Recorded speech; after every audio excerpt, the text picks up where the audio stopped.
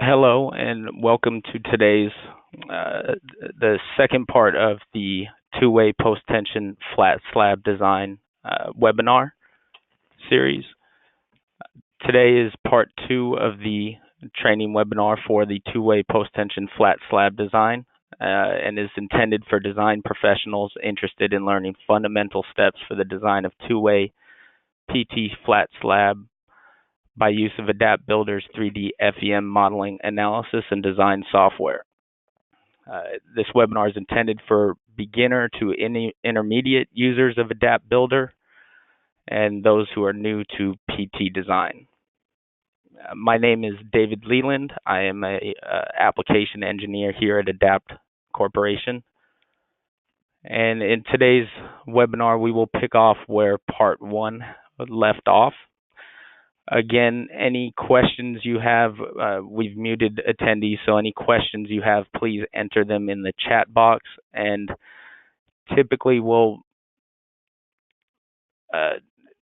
like to have the questions towards the end of the session. After the hour, we'll have about a 15-minute session where we can answer questions that may come up during the webinar. So today in this webinar, we're going to start off with opening the model that was created in part 1 and starting to enter our preliminary tendon layout. Once we have a preliminary tendon layout, we will move to meshing and analyzing the model, as well as designing the design sections along the support lines that were created in part 1. And then we'll review the results that we see after we've entered our tendons and analyzed the model. And based on those results, we may go through and use our Tendon Optimizer to solve some PT service issues in some locations. So we'll go ahead and start by opening our model from the end of last webinar, the part 1 webinar, and we're opening in Adapt Builder 2018 we'll turn off the edge module as we're only doing single level design, so we're just doing Floor Pro, PTRC, and US units. Upon opening the model, we have the model from the first webinar series where we entered geometry and loading, as well as load cases and support lines. So now we need to go ahead and enter our preliminary tendon layout. There are a few methods for entering tendons in the software. One is, if we come to the tendon ribbon, we can see these under the model panel. We can go ahead and add a tendon, and this is pretty straightforward. We can click on add a tendon and then start to draw tendons if we want to just draw them in manually. And when we're drawing manually, we will draw tendons from I guess we're clicking on high points in the span. So we'll click at the high point at the column, at this column. Here we probably would do, I can't undo, 1 second. Start again. So column to column, and then here we'd probably come down towards the core wall. And we're clicking on the high points of our tendon as we do this. This would be one way of entering a tendon, and then we could double click the tendon and change its properties, number of strands, area per strand, duct height, the force being used, and if we want to use effective force or calculated force. And we can modify the shape of the tendon that we entered. So that is the most basic way of entering tendons within Adapt Builder. I'm going to go ahead and delete that tendon so that I can show you some automated ways of entering tendons. You can see we have a map distributed and map banded tendon tool. We're going to start with the map banded tendon tool. And in order to map a banded tendon, we need to have support lines entered into the model. Let's see here.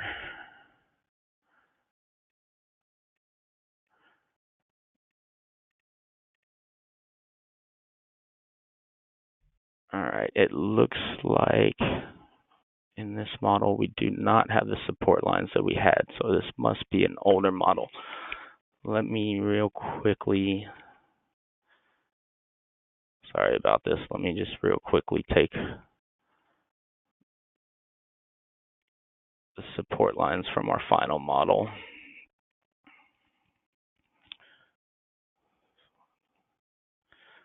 I'm going to turn on the support lines and splitters.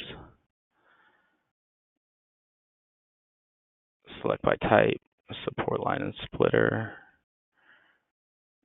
Modify, copy. And I'm going to go ahead and close this model because we have to copy from the same instance of Builder. So I'll open that model in this instance of Builder.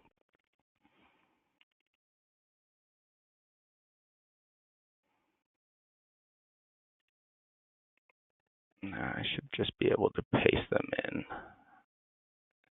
So I'm clicking paste and then clicking O to paste them to the origin. Okay, sorry about that. I must have grabbed the wrong model. So let me just go ahead and generate these sections. Okay, this is where the model was left off last time we had support lines entered. So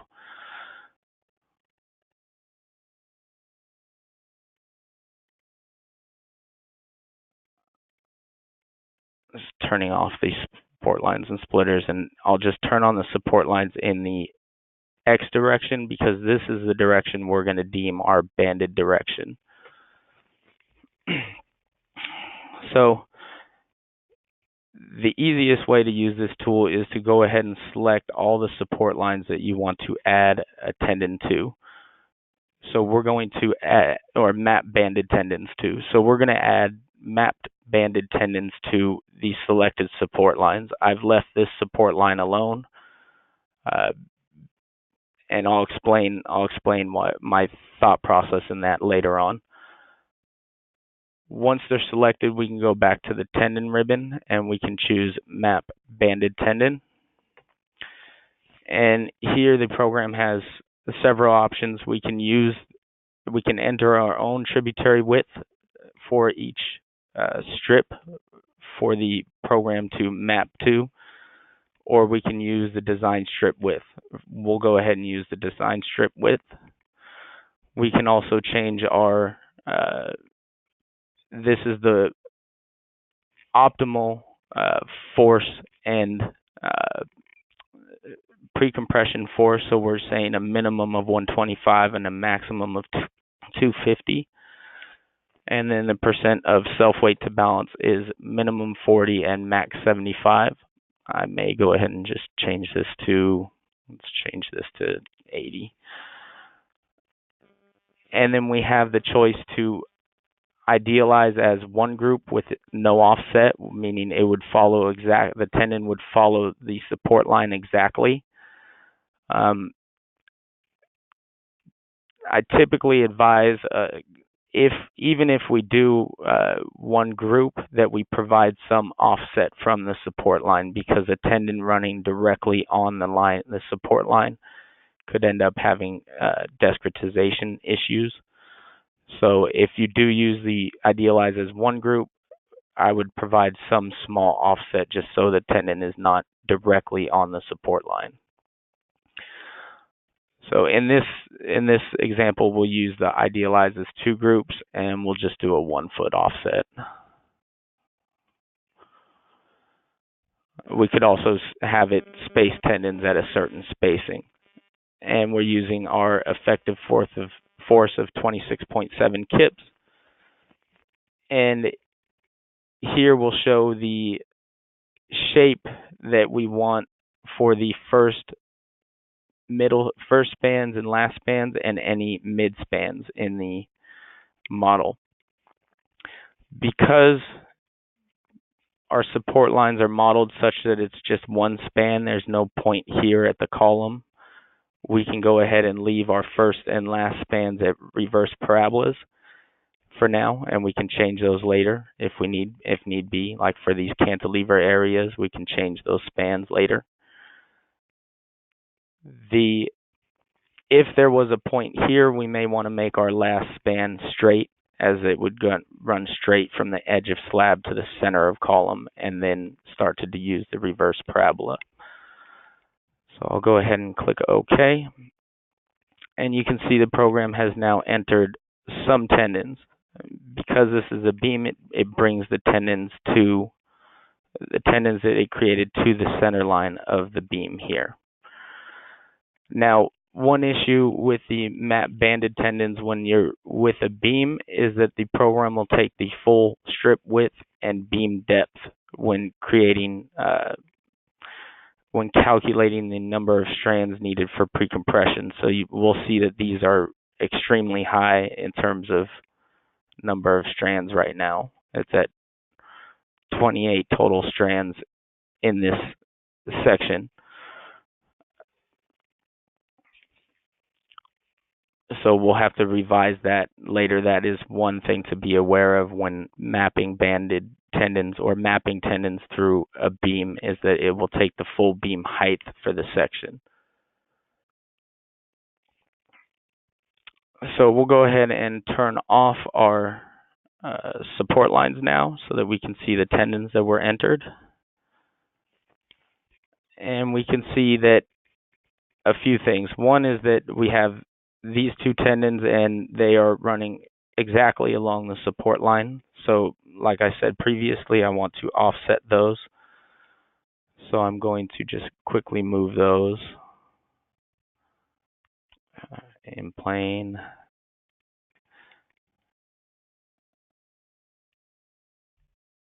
Just slightly off the center line. In plane.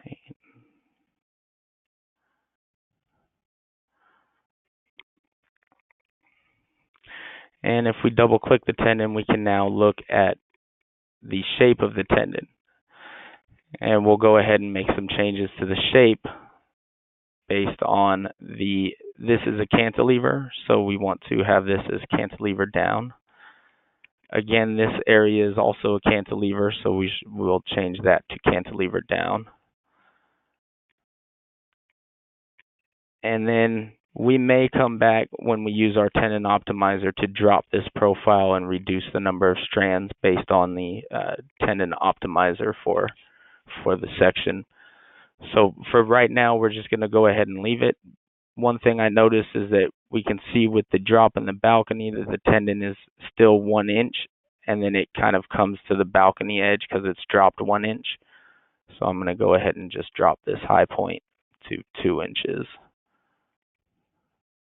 Same thing on this one. We'll just make the changes real quickly.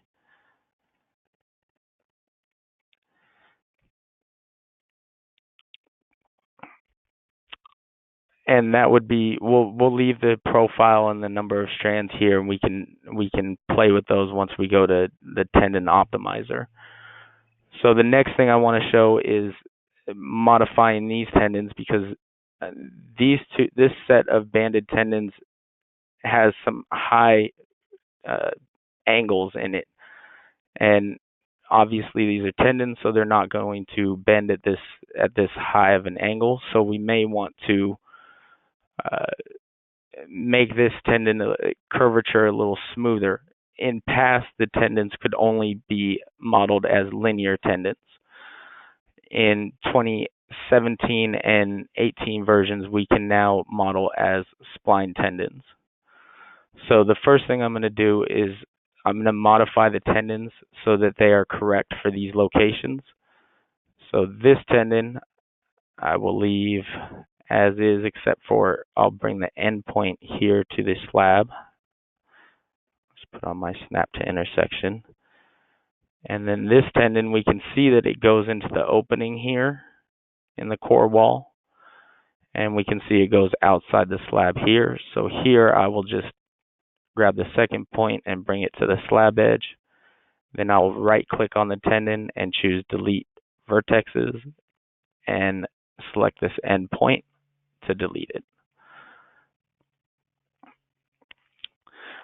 Now we want to assign these as spline tendons and make the curvature smoother than this these sharp angled curve through this area. So I'll go ahead and select the tendon, open the properties, and change it to a spline tendon. I'll do that for both, and when we do that, you can see that the tendon now has a smooth curvature to it. We can also see that the tendon still goes through this opening, so we want to pull the tendon out of the opening and give this curvature a little bit smoother curvature for the tendon. So I'm just going to pull the high points of this tendon down and then pull these ones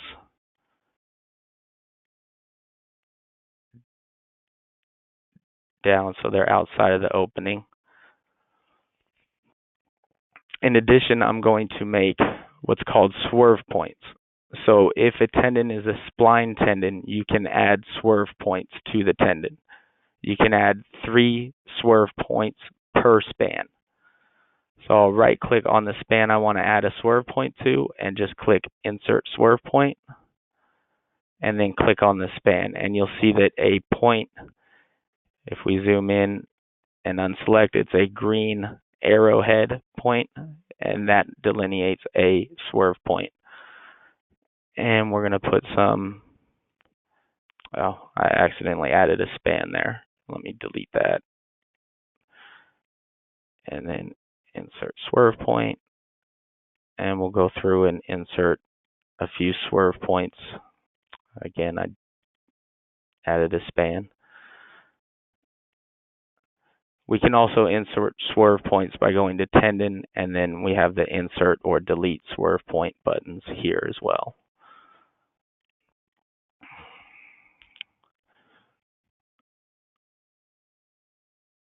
So just in case, sometimes I'll add more swerve points than I need just because I can always delete them. So let me go.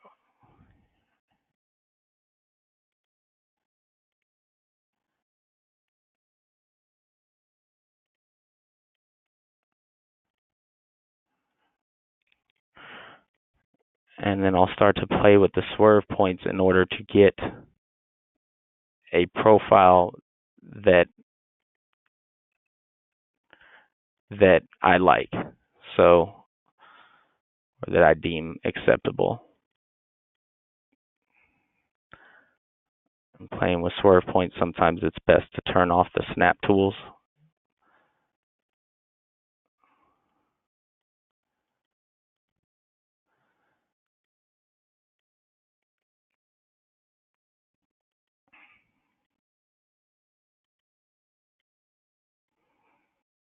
And we'll get something like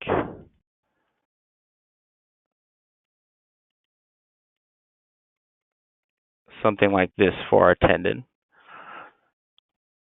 And this is how we would go ahead and modify the tendon and modify it to be a spline tendon and allow for sweeping curvatures along the tendon.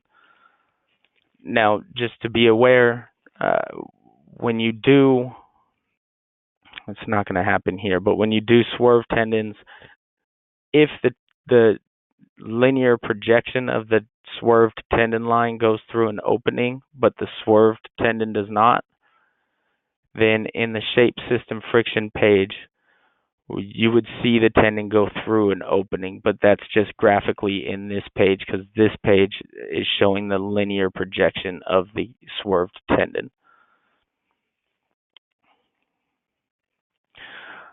So we can go in here and make any changes we need to profile.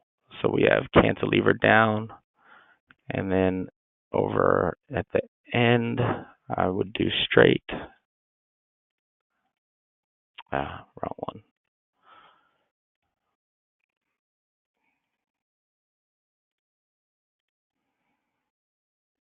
And I may pull this high point down, I may not, depending on how much drape I need here to solve any stresses or issues in this area. For now, we're going to go ahead and leave it like this. Here, I would probably bring this down just to make it straight. And then here, we'll keep straight, and then and span here will go straight again.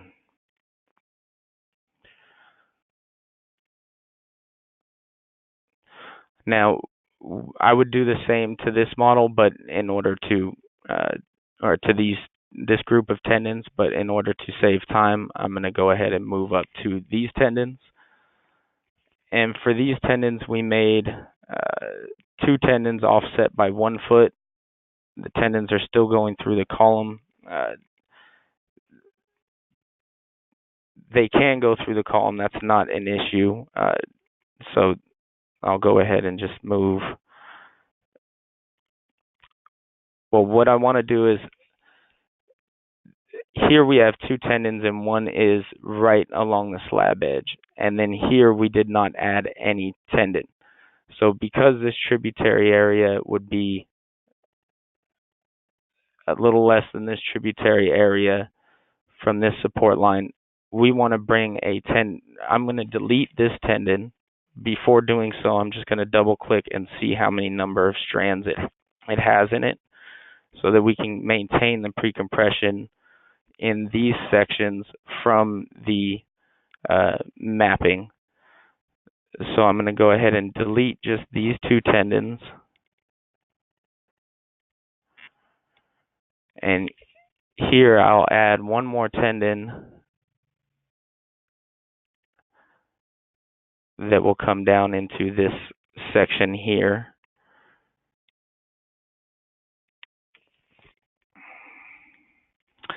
And you'll notice that it created a spline tendon, and that's because the last tendon I modified was a spline tendon. If the last tendon I had modified was a linear tendon, it would create a linear tendon. Excuse me. So here we'll go ahead and add swerve points to the tendons in order to swerve this tendon around these corners here, this re-entering corner.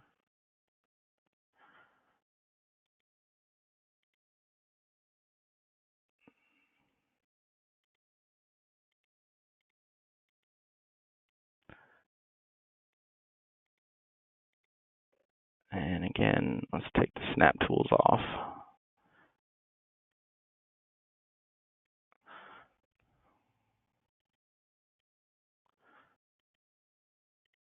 And then we'll add a swerve point here to bring this back. We should add one here too.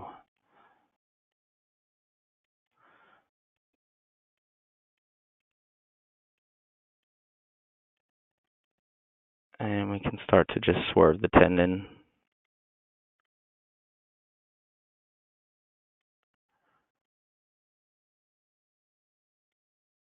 And we could get it as clean as we want. For now, this looks decent. And we'll go ahead and make sure we change this back to 3 strands, because we want to maintain the precompression that was created by the map banded tool in this area.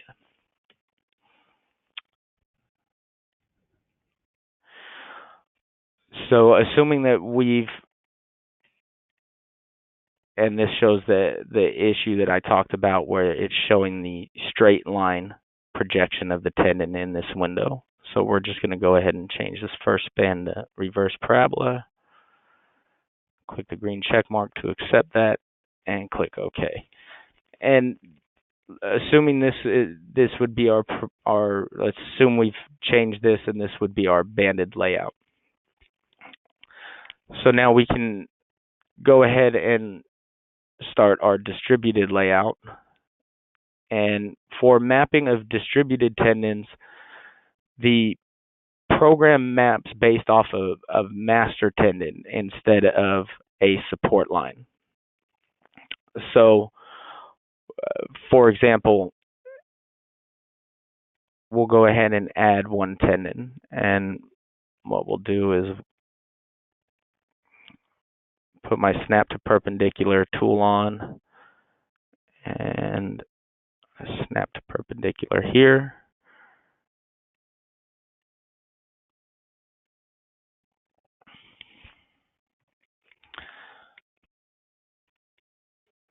Okay, so I've added one tendon. I'm going to actually go ahead and delete the last span so that we just have it one span from here to here. So now with a master tendon, we could map these tendons in to another bay, for example, or to within this bay. So if I go map distributed, and now I can say either optimize using our precompression values, and it's locked for the balanced loading, or I could say do not optimize, and it would just replicate the tendon. So obviously this would be easiest for, let's say, if we're looking at this way where the high points aren't changing, the span isn't really changing in this area. So we may want to say replicate so many times in this area, and that would just be like copying this tendon over. If we use the optimize, the program will so we'll go ahead and the program will optimize based on precompression and balanced loading values, and then we can enforce a certain spacing between tendons. So for me, I'm just going to go ahead and enforce a max spacing of 4. And we'll go ahead and click OK. When I click OK, the program now asks me for 5 points. It's asking for the same 5 points that we clicked on this tendon, but for where you want the last tendon to be. So I'll go ahead and, let's say we'll just click some points. We're going to map it for this bay here. So we'll click on the slab edge and then try and get on the center of beam, and then we'll click at the wall, again at the wall here, and then at the slab edge up here, trying to be orthogonal with it. When you do that, the program will now create tendons, and the tendons start to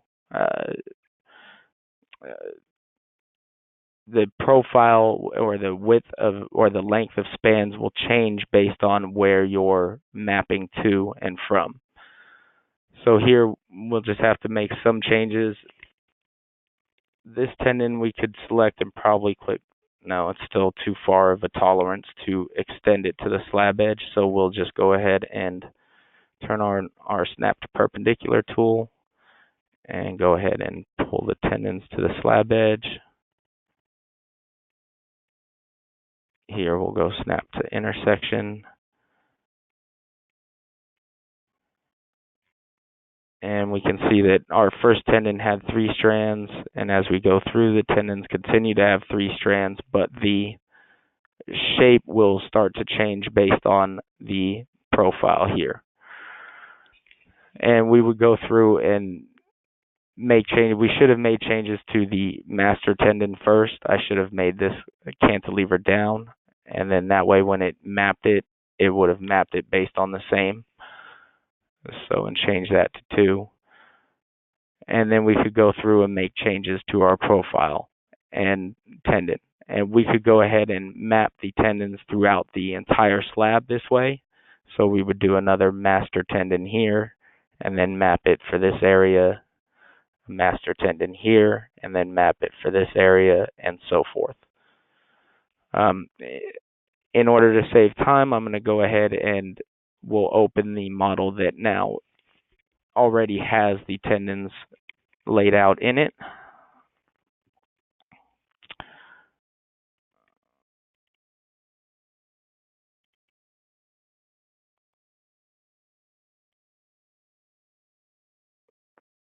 And you'll see if we turn off the support lines that we have pretty much the same profiles that we were going for when we were entering our tendons. Once we've entered our tendons,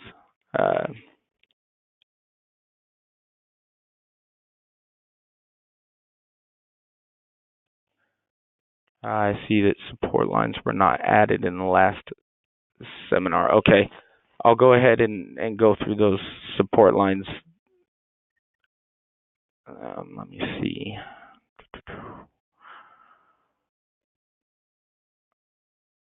Let me go back to the, thank you for pointing that out, Brian.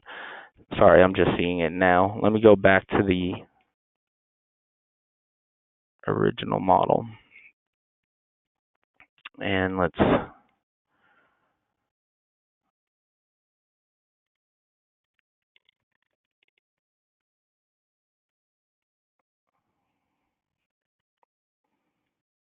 going to just delete the support lines and splitters that were entered. And then we can go through that.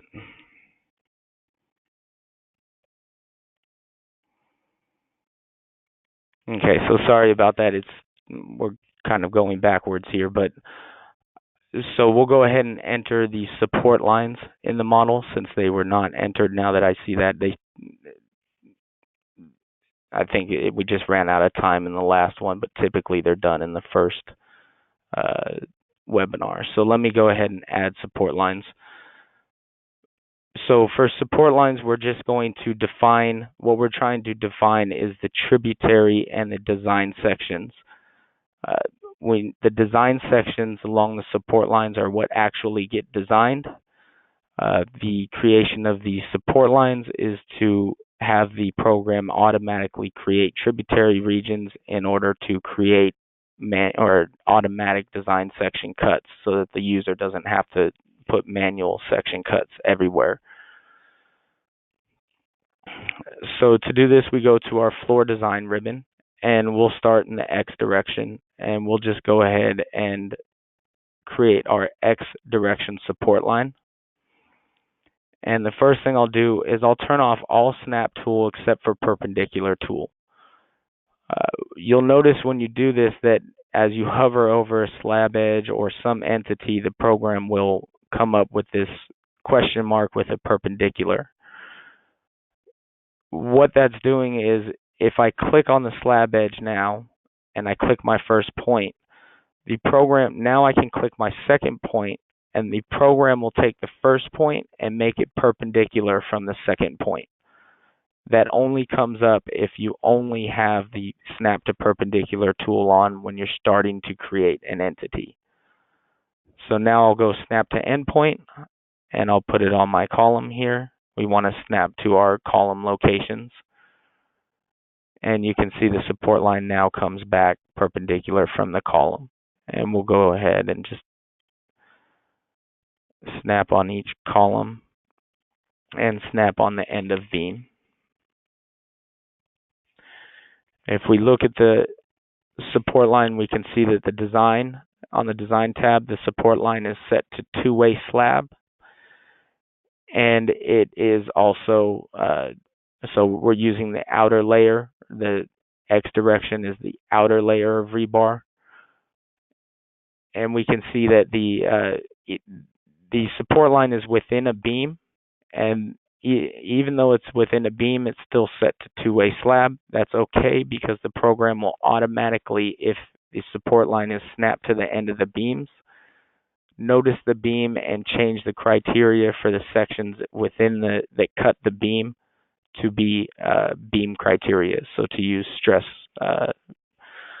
limits from beam criteria as opposed to two-way.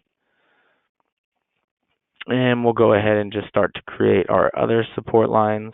Again, I'm doing the snap to perpendicular and then snapping to the ends of walls to this column. Here I'm going to snap to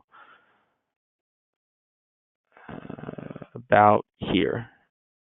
I just want to keep it outside of the, I don't want to snap to the wall here, but I want to keep the span along the support line the same.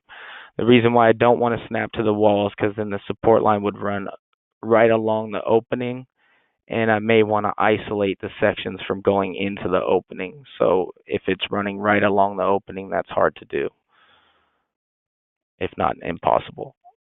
So we'll snap back to the walls.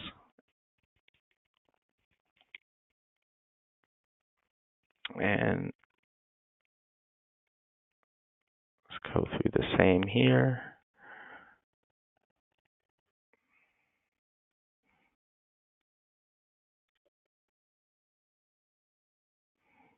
And we'll bring that to the edge of slab there. Now here, because I don't want my support line to cut at an angle, here this is too high of an angle for it to start to cut.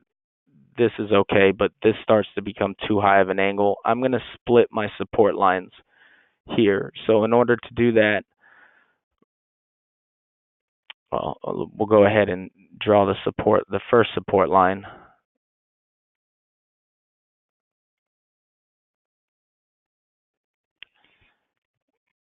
And we'll draw our second support line over at this edge.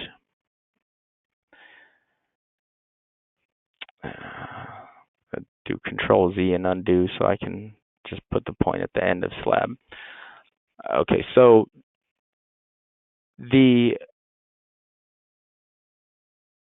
at this point, if the program starts to look for a tributary, it's going to end up looking at the slab edge, and then once it gets to here, it's going to start to look out this way for tributary for this support line and this support line.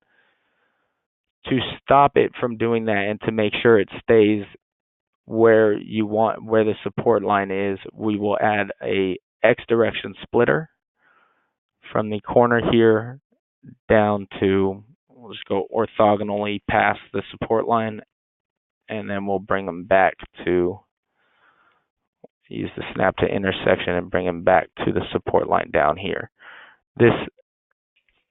Think of splitters as defining an edge of a tributary. So the tributary will see this as an edge and will not go past this splitter here. The tributary for this one and the tributary for this one will see it as an edge, and instead of going this way, it will continue downward looking for the next support line. So because of that, we need to add one more support line here, and we'll go ahead and just add that in quickly.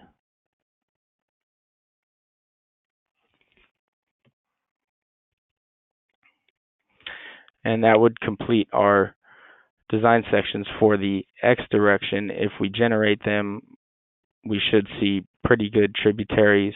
We could turn on our tributaries. Now, the one thing that you do notice is that the design sections are cutting into an opening. So in order to stop that from happening, we would have to add splitters to around the opening to stop this support line from cutting into the opening. So we'll go ahead and turn off our display of design sections, and we'll isolate the opening with splitters. To do this, I will encompass the opening with a splitter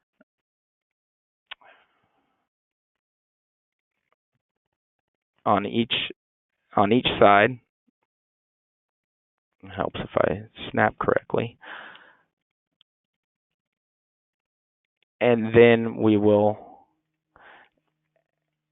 add a splitter from the corners of the opening up to the next support line. So now when the program comes to look for a tributary, it sees this as a boundary it can't pass and this as a boundary it can't pass as long as this worked correctly. So we'll go ahead and generate sections and display them, and you can see now the sections are not cutting into the opening area. And notice that when I did that, I created each splitter as a separate segment. Technically, the program will allow you to draw a splitter like this, but I tend to find that the program starts to have trouble understanding splitters when they start to change angles, so I like to put them in just separately. Just a little user tip. So we can go ahead and now move to our Y direction support lines. And here we have create Y direction support line. And we'll just do the same as we did in the X direction and pick points for this support line.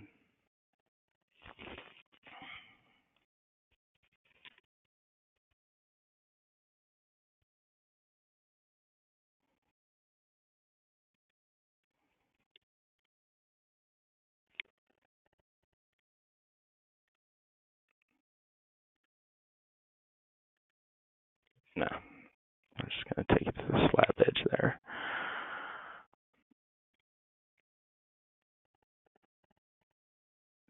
Then here we have two ways we can enter the support line here. We could enter them such like sorry about that. Need to snap to the slab edge here. Like this. And then when we enter a support line splitting off from this area, something like this. If we do this, we need to have a splitter here, because if you have a support line end into another support line, it needs to have a splitter here in order to define the end for this support line. So another way which this can also be modeled is, instead of modeling like that, we could split this, and this is, I believe this is the way we do it in the tutorial. We could split this here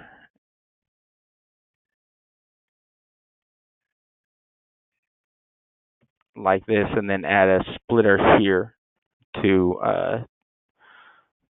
define the edge here. That this way we don't have two angled support lines. We keep this section straight at the face of these walls and the face of this column and beam. The one thing is that this could affect some of our design section results when we go to view design section results, specifically for the deflection calculation, because the deflection calculation takes this span as 2 points along the support line. That's the span, and then it looks for the maximum deflection in these 2 points. So if the maximum deflection is here, but your span should go to here, you're going to get some false deflection problems based on that. And basically that we can continue entering, so we can continue entering the support lines.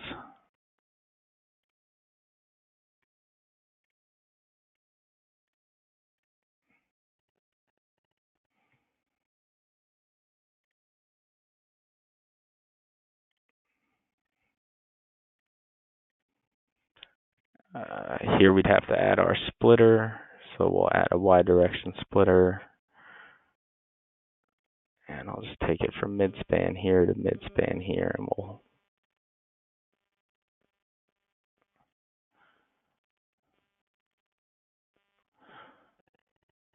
bring those there.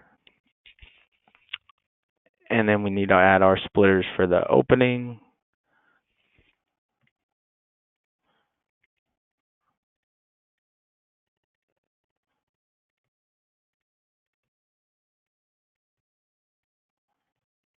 And lastly, we have some splitters here at these reentrant corners to make sure that the support line doesn't look around this edge. I doubt it would here, but just to make sure. And if we generate our sections, we should have. Now we can see our Y direction. We had some issue where the support lines are, where the design sections are still going in. It's probably a snapping issue on one of these. Or sometimes if it doesn't work to where it's segmented along full, for example, we have a splitter here, a splitter here, and a splitter here at the end. Sometimes I'll just make that one splitter.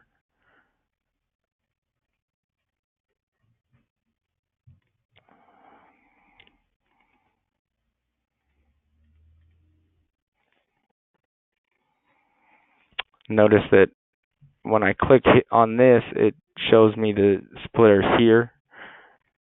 Or if I click, I guess here's a better way to show you. If I click here, it's selecting the wall. If I click my tab button on my keyboard, it will cycle through components there. Just a tip there.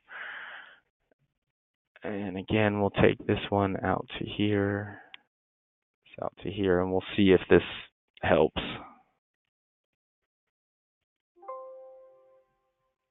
And it did. So having the one splitter instead of 3 segmented splitters helped here. Now, if the section had cut in to the opening but did not cut out of the opening, that's acceptable. The program will realize that this is a void in concrete and not add concrete to the section. The section would just be where there is concrete. So as long as the section doesn't cross over an opening, if it crosses over a large opening, then the section of concrete that's cut by a section on this side would be added to the section on this side, and that would be have a negative effect. So you want to make sure that you don't do that. Okay, and that would be entering the support lines for this this model. So we'll go back real quickly one more time. Sorry about that, to the final model, which actually is still open. Here it is. And the support lines are similar. Let's see. Okay, here we had just stopped the support line here and let this support line take the tributary for this area. That's also an acceptable way. So now that we have our preliminary tendon layout and we have our support lines in, we're going to go ahead and analyze the model.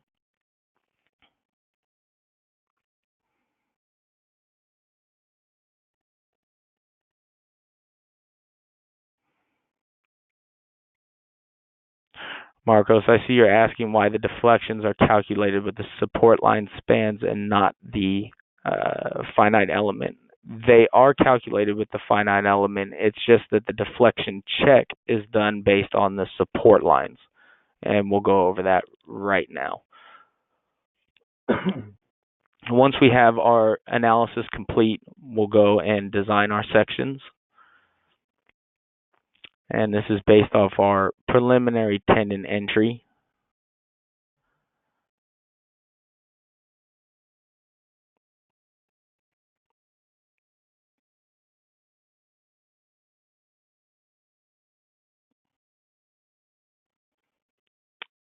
And once the program finishes, we have our results view. Results viewer will open up. Our results display viewer will open up. And on the loads tab, you'll have the load combinations or load cases that are in the model and that were analyzed for. In the analysis tab, we have where we can see our results. So for example, if I come to slab deformation, I can see the color contour of the deformation of the slab.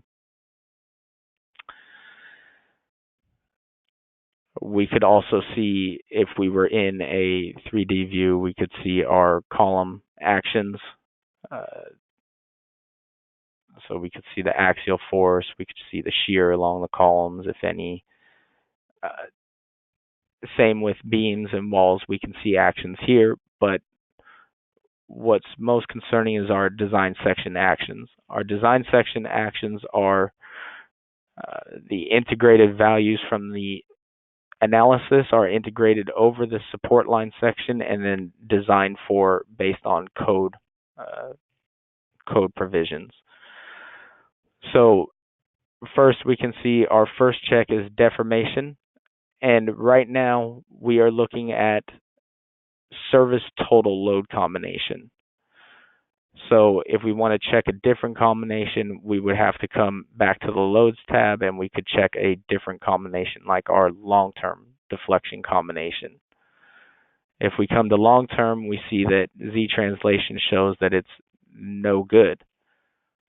So we can turn on our support lines and look for where we're getting no good.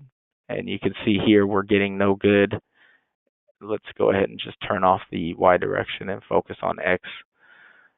So you can see as we look around, the green sections are sections that pass a check, and the pink sections are sections that fail the check. The question is, what is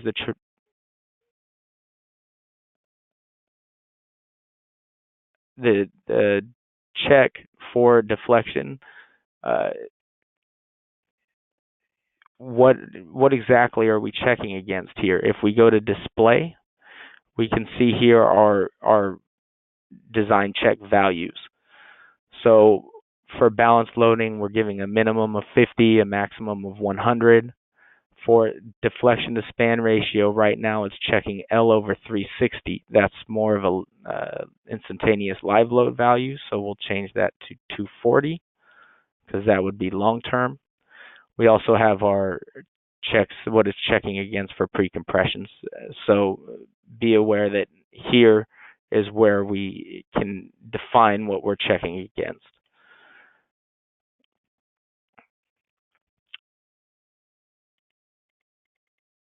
So Marcos, I'll answer your question about deflection at the end when we're finished here in our 15-minute question section. So we can see that the deflection check is failing here at L over 218. This is a cantilever, so here you might be down to L over 120 instead of 240. So you may deem this as okay, or you could solve it if you wanted to using by making changes to tendons. Because this is cantilever, I would probably deem this as okay. And then we can check our other actions like stresses and precompression. We can see that the stresses are okay in the model, and this is when it says okay, that means it's okay in both directions. So each direction is okay. When it says no good, it means that it could be okay in one direction, but the other direction is not okay. So we can see with our preliminary layout, our stresses, well, this is, again, we're on long-term deflection, so we want to go back to envelope service when we're checking stresses. And we'll come and we can see that we have some areas where our stresses are not okay. Doesn't look like that's in the X direction, so we'll look at the Y direction, and we can see here at the face of this wall, this section is deemed as not okay for stresses. Also here at the face of this beam and column. We can go ahead and check our precompression as well. We have two checks for precompression. One is based on FEM and one is based on just the number of tendons. So the FEM check takes the axial force from all tendons that's idealized over this support line or over the design section, and then divides that by the area of the section. Now that axial force can include force from tendons in both directions. It also includes losses due to restraint conditions. So for example, at these walls, you'll see some losses happening based on just the PT force getting sucked into the restraint here. Because of that, we introduced a precompression number of tendons check so that you don't have to go through and release walls and whatnot to make sure your precompression is okay. You can do a precompression number of tendons, which takes the number of tendons that cross a section and multiplies it by the force, and the tendons that cross a section have to cross a section within a certain tolerance. So if a tendon was crossing in this at a slight angle from the support line, it would not take that tendon into account. For example, here, this tendon would not be taken into account in the precompression check here.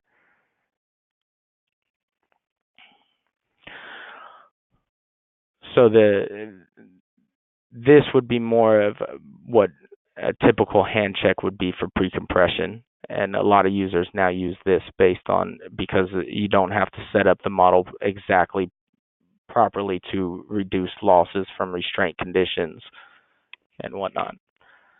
We also have balanced loading check. Balanced loading is not governed by code, but yet we do check it, and we do say if it is over or below a certain limit. So it's more of a design guide for a engineer to say, hey, I'm at 112 here. Should I limit it to below, or should I accept 112? And then we have our moment capacity and moment capacity with demand. Now we designed the slab and the program is still showing no good, and we can see it's coming from these two sections that may change later on after we solve our stresses that we had in these areas. But we can see that the program, if we click on the design section tab, the program has limited to 1.004 DC ratio. So it's okay. The program is just telling you that you're very close to the limit of the DC ratio here and here when you design. If you use the investigate option, the program would just be telling you exactly whether your capacity is, whether you have capacity or not. So based on these, I'm going to go ahead and run through, well, actually, let me show you one more thing. So at this point, we could generate rebar and find the rebar we want in our slab, or that the program is telling us to have in the slab. We can also double click a design section, and on the design section tab, this is a very good tab for finding out information about the design of the section. So it will show you the width of the tributary, the maximum height in the tributary, and then in details we can see our area for the design section, as well as moment of inertia, centro to top fiber and bottom fiber, and other information. In this window, we can see the top window is our physical section with base rebar and tendons. So red dots will show tendons, blue dots would show base rebar. You can see we have some tendons in the section, but no base rebar in the section. And then the bottom section shows you the idealized designed section with the calculated rebar needed to meet code requirements. And you can see here there's a tiny blue dot. It's hard to see, but you can see it here showing the calculated reinforcement.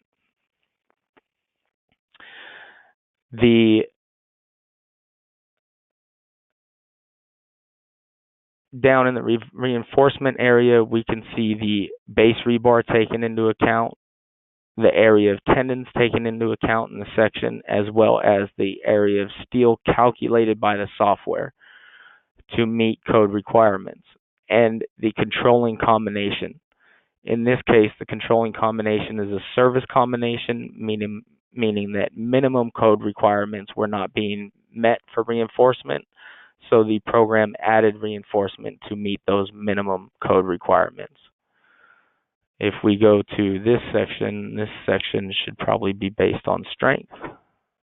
Yeah, it's based on strength here, and so the program has added reinforcement to increase capacity.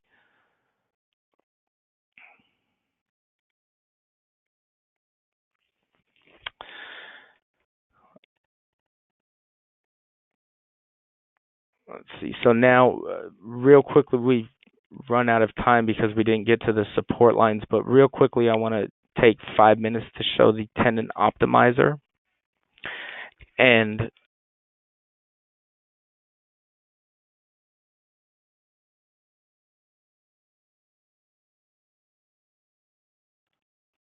sorry about that. So I'm going to take a couple minutes to show the Tendon Optimizer.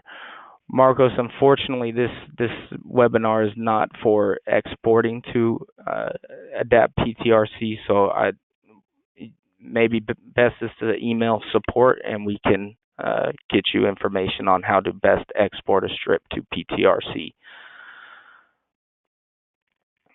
Okay, so let's go ahead and look at this area here with the Tendon Optimizer. So we can see that we are exceeding stresses. We can see that in this area there's precompression issues, but not in this area.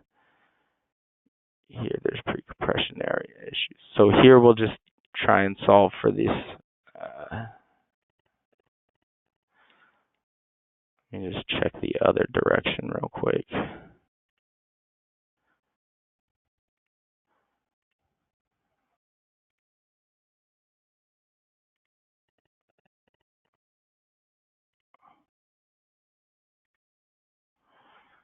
Yeah, our only failure is in that direction. So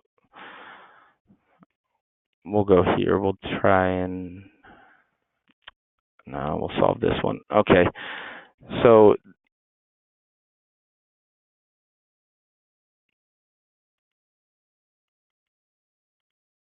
the way to use the Tendon Optimizer is so first you have to decide what panel or bay you are optimizing. So for example, we'll go ahead and optimize. Let me just check one other thing.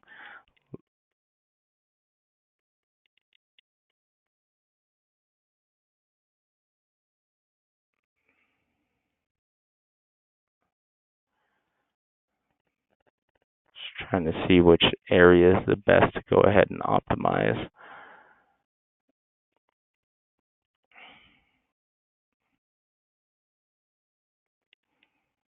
Yeah, we'll just stick here with optimizing here. So in this bay here, in this area here, this section, the program is failing stresses, and we may be able to, let's see, precompression seems to be okay, but it is failing stresses.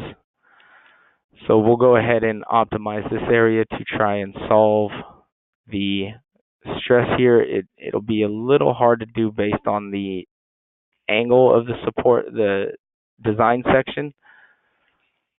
So I'll go ahead and click Tendon and choose Tendon Optimizer. And so we want to optimize the tendons that cross these design sections here. So I'm going to select the yellow points. You'll notice the yellow points are the low points of the tendons now, and the red points are the high points. Red points are not selectable, yellow points are selectable, so we'll select these yellow points. And upon doing so, the program will come up with a tributary as well as some design section cuts for this bay. Now you can see that because this is going to be hard to optimize because the change in the profile from these tendons is causing the tributary to be cut short of where we're trying to optimize. So this probably is not going to be the best bay to go ahead and optimize. Let me go ahead and exit, and we'll just solve precompression in this bay with the optimizer, just so it's a little easier to see.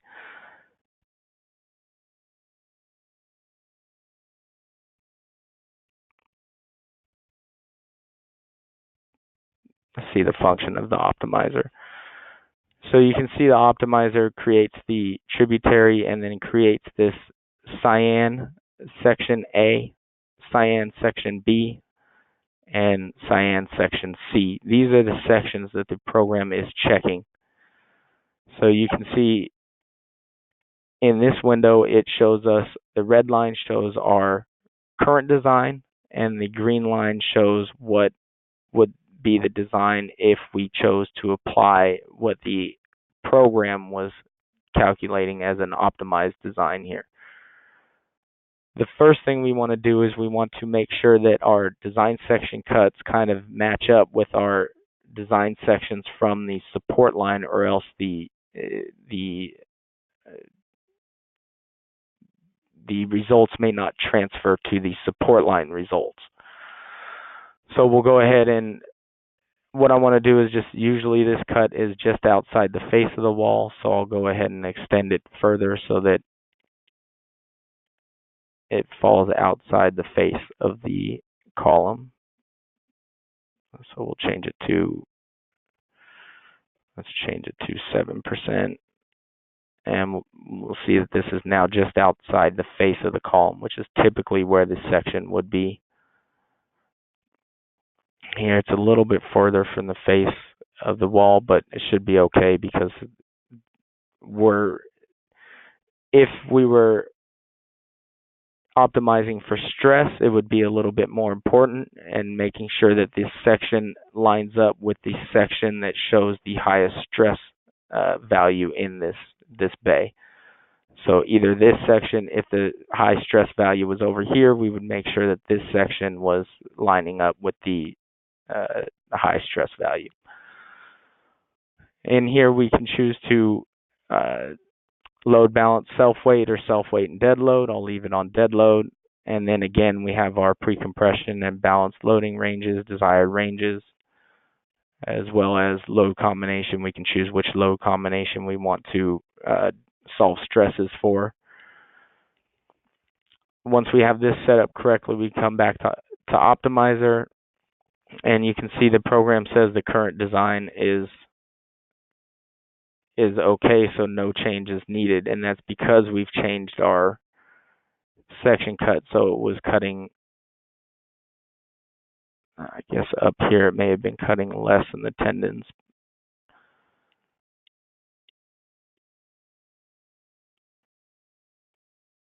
Let's see. Or maybe that's probably because of here, how it cuts here. Let's check.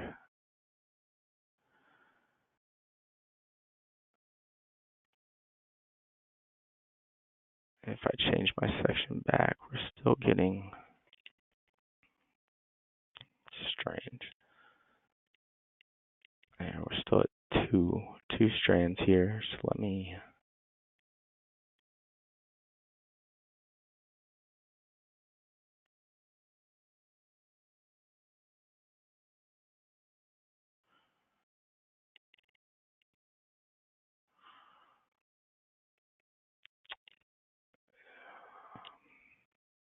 still load self-dead.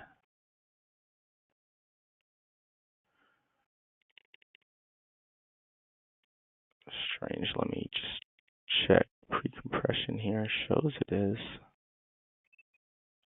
Okay, so it could be showing is not okay because yeah, that's what's going on. The length of these sections is longer because they're at an angle, so therefore the precompression is dropping based on the length of these sections, where the length of this section is going to be shorter. If we were to, we could sit here and play with the tributary to get a length that would be about the length of the sections that are on the line. And then at some point that would probably put it below, and we could optimize.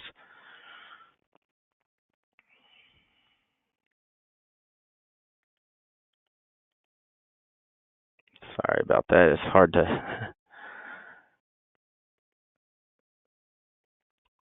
all right, well, let's just what I'm going to do is I'm going to just go ahead and go through the procedure so that it you guys can see the procedure real quickly because we're about out of time here. Let me go to settings and I'll just make this 22.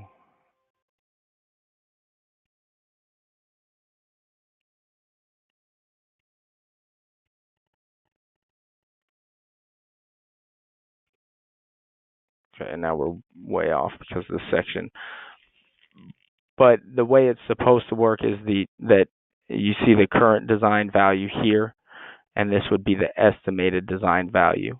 The user could then play with this, so you could technically change your force, change your, it looks like it's solving for balance loading mostly here, because it's saying it's under balance loading and it's going to pump it up to 75%. We could change the force if we wanted to reduce that, or we could choose to accept what the program does, and then we could apply it to model. When we apply it to the model, the program comes up with 3 ways to apply it. One, we can distribute the added force between each tendon. We could select one tendon to add that force to, or we could have the program create new tendons if we just wanted the tendons to be just some add tendons, and we could create it based on full tendon, full length of the from slab edge to slab edge, or we could do from section A to slab edge or section C to slab edge. In this example, we'll just distribute. So it needs a total force of 142 kips. It's saying that's a total of 5.34 strands, and it's saying it's going to apply 28.52 kips, or an additional 1.07 strands, to each tendon selected here. And we'll go ahead and click apply. And when we apply that, if we check the tendons, now they have 3.07 instead of 2 strands. We would then go ahead, and once we've optimized all the bays we wanted to optimize, we would go ahead and run the analysis and design and see our updated results based on the optimized tendons. And we went a little over what we should have, so sorry about that. I guess any questions on two-way slab design at this point, we can go ahead and add those or ask those in the chat, and I'll go ahead and answer those for the next, let's say, 5 to 10 minutes.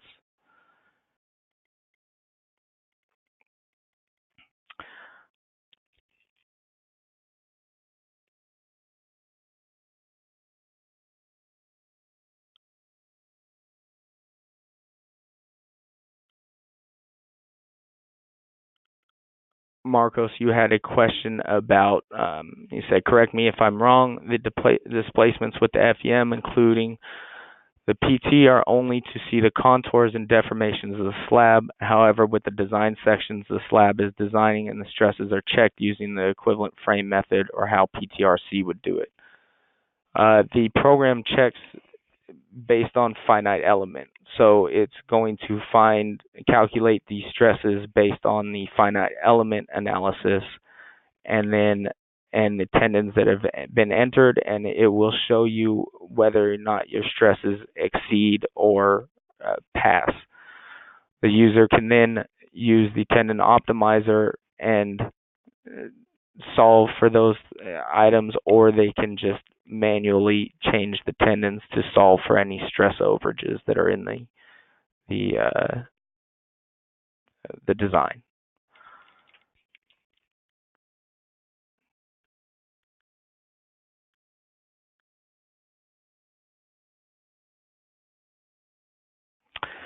Amy asks, has the 2018.2 version of the floor probe been distributed? Spencer mentioned that release on Monday. Yes, the release was on Monday. I believe the mass email went out Monday. I'll have to double check that. but the release was on Monday for the build 2. So if you have not received the download, you can send an email to support@adaptsoft.com and we'll make sure to get it to you.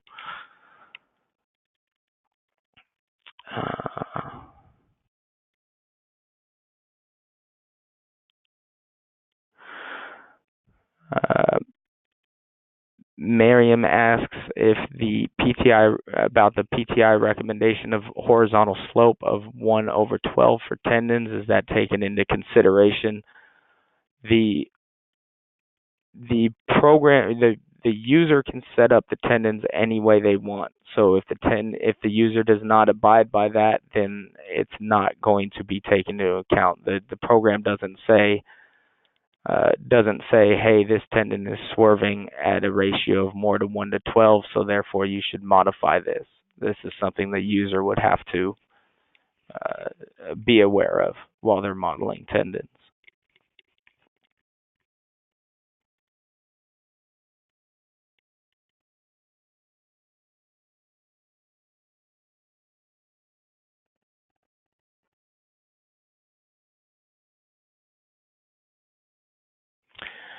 And Miriam asks if it's more accurate to draw support lines without angles, if sections intersecting with support lines won't give us results.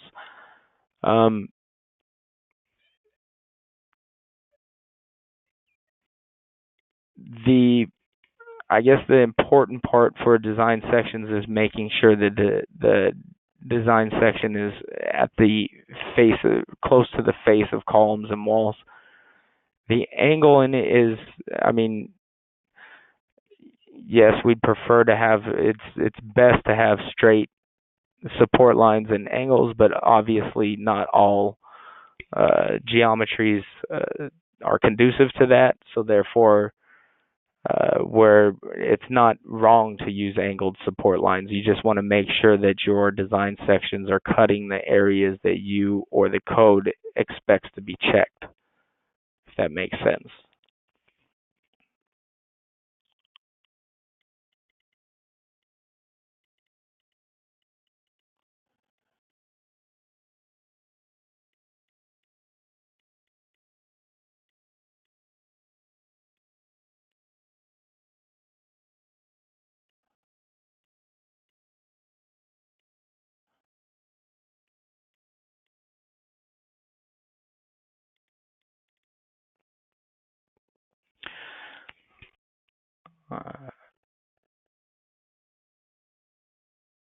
I'll wait about another minute for any other questions, and then we can. Okay, Siva is asking, should we add splitters in both X and Y direction for a single opening? That depends on if you want to isolate the opening. And if you have support lines, if the support line's in the X direction and the support line in the Y, and you want to isolate the opening, then yes, you'll have to put X direction splitters for the X direction support lines and Y direction splitters for the Y direction support lines. Excuse me, you'll notice in this model we didn't isolate the Y direction because the sections are not cutting over and across the opening. So there's no need to, except for maybe aesthetic reasons to not see the design section cut here. It's only needing to happen if the section cuts over across to the other side of the opening.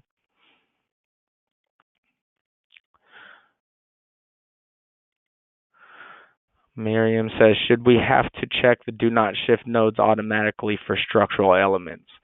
I would not. Again, it depends on the model and the geometry. For the most part, shifting nodes within a value of 2 to 4 times the slab thickness is acceptable in the software. So,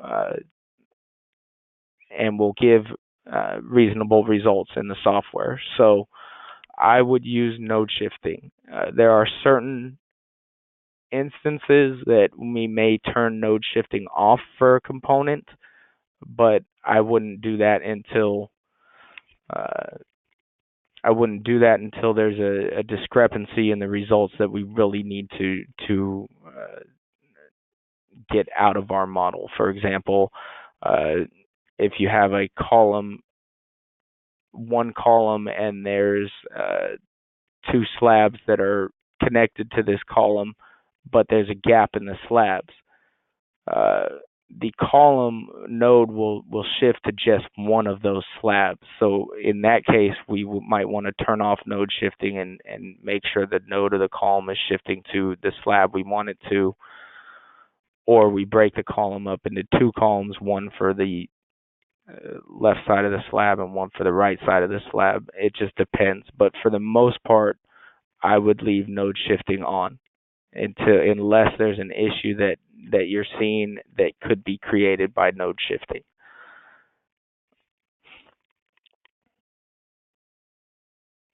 You say because results are different in both cases, results will be similar. There can be difference in results. For example, in punching shear result, if a column is shifted, you may be cranking a little bit of moment into the column based on the shifting of the node. Again, if you're at borderline, you may want to stop the node shifting and for that column. But if you're not borderline and you're not exceeding, I would just accept the shift, as it would be more conservative in the design anyway.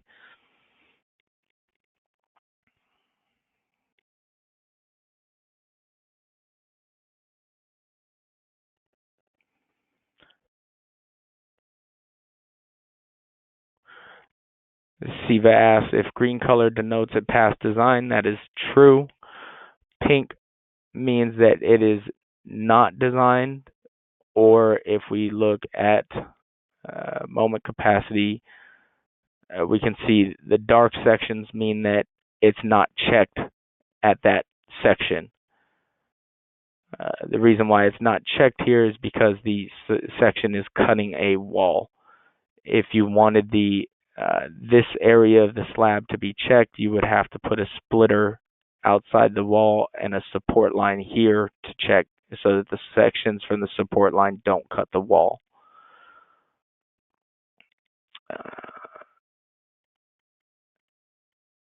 And then Marcos is asking, what do you mean by node shifting? What I mean by node shifting is the program has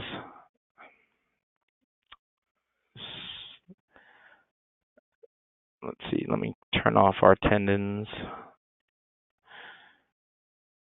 and clear our results. And I'm going to turn on the symbols for our columns, walls, beams, and that's okay. We'll just do that. So you can see here a column. This is the node of the column. This is the analytical node of the column, where the column is placed. When you place a column, the node is at the centroid of a column. Same with a wall. A wall has two nodes and a line representing its analytical line of support.